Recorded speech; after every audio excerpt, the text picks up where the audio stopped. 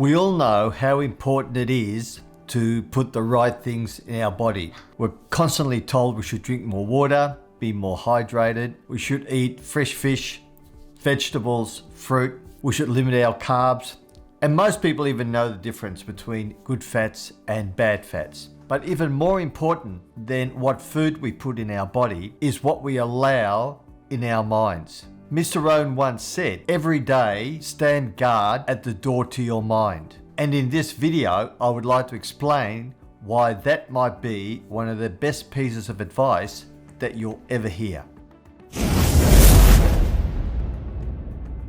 G'day and welcome. My name is Willem, and on this channel I share the philosophies and the wisdom that Mr. Jim Rohn shared with me over 30 years ago. By consistently applying the strategies and the wisdom he taught me, I've been able to lead a life on my terms. And on this channel, I want to share with you some of the things that I know, if you apply them, will help you do the same. James Allen once said, a man is literally what he thinks, his character being the complete sum of all his thoughts. I would like to introduce you to this graphic known as the process of manifestation. And it shows why James Allen's quote is so correct. In this graph, you can plainly see how your thoughts affect your feelings. Your feelings affect your actions, and by your actions, you obtain the results that you're currently experiencing. So if you have a lot of positive thoughts, you get positive feelings, you take positive action, and you get positive results. The opposite is true as well. Now, a lot of people just underestimate the power of their thoughts. If I were to say to you, please don't think of a pink elephant, straight away your mind already pictures a pink elephant, and it's that powerful. Whatever you're thinking is what causes you to act. So if I was young and I've been in this position and I wanted to go on a date and I had negative thoughts about myself, which I did, and I didn't think I was worthy of an attractive woman, guess what? I never found the perfect person that I was looking for. But as I've got older and I've learned Mr. Rohn's philosophies, my entire attitude has changed. If you would have seen me quite a few years ago, before I went into a sales meeting, if you were in my car, you would see me look in the rearview mirror and go, I am the best. I am the very, very best. These people will be lucky to have my company cleaning their facility. Now, when you go in with an attitude like that, guess what? The customer picks it up. They go, this guy obviously is a professional. He knows what he's doing. He's positive. He's got a great friendly attitude. That really makes all the difference. However, if you sit in your car and you're crossing your fingers and you go, oh, I hope they like me and I hope I can convince them to try me, guess what? You're going to struggle. And clients pick that up. Clients are more perceptive now than they ever have been about your body language, what you say, how you say it. So you've really got to walk into a prospective client with a really positive attitude, that feeling that you can achieve anything you want. And if you feel that way, you will act that way and the results will come your way. If you've ever traveled overseas and tried to get into a foreign country, you know how tough they are at border control. They look you up and down and they go, well, maybe, maybe not. And you really can get quite nervous for some time. I remember when I first went to Vietnam with Jen, trying to get into Vietnam was pretty damn scary.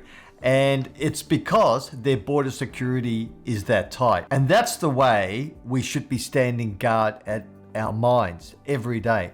We should be acting as border security officers and really analyzing everything that we're letting into our minds. So let's have a look at 3 areas where I believe you should really be on guard, where you are really guarding your mind as to what you're going to allow through and how that will then affect your thoughts and how that then will affect your feelings. Okay, the very first one is the mass media. So I'm talking here TV, newspaper, print newspaper, and obviously radio. Some of the stuff you hear on Talkback Radio will make you feel really negative. It will give you negative feelings. You really will feel that the end is nigh. And so I would ask you to avoid it. When I'm driving, I don't turn on the radio. I just don't want to hear the news because it's always bad. The media has a slogan: if it bleeds, it leads. And so they're not going to tell you any great news up front. They're going to tell you all the negative stuff. So when I drive anywhere, I don't listen to the radio. I always have Spotify on. If I'm not listening to music, I'm listening to my latest book on Audible. Sometimes I'm just not in the mood for learning something new, and so I play music, but I never turn on the radio. That's just a golden rule. I have a friend. He turns CNN on every morning first thing. Now imagine getting out of bed, you're still half asleep, you turn on the TV, and the first thing you hear about is starvation, the war in Ukraine, Trump getting arraigned. There's always just bad news.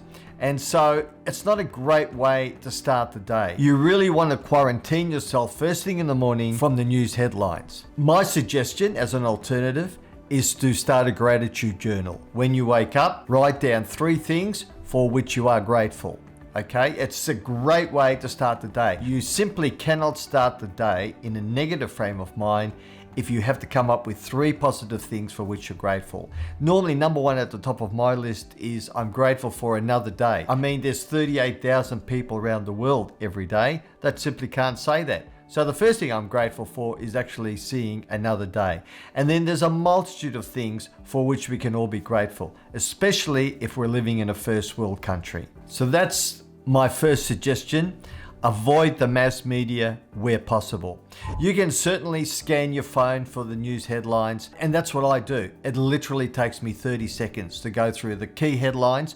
I don't read the detail, don't need to. If it's important, I'll find out. Now, the second point I would make is really limit your social media. Now, I'm on social media like everybody else, but I have a very limited window in which I do it. A lot of people are scrolling their social media all day, every day.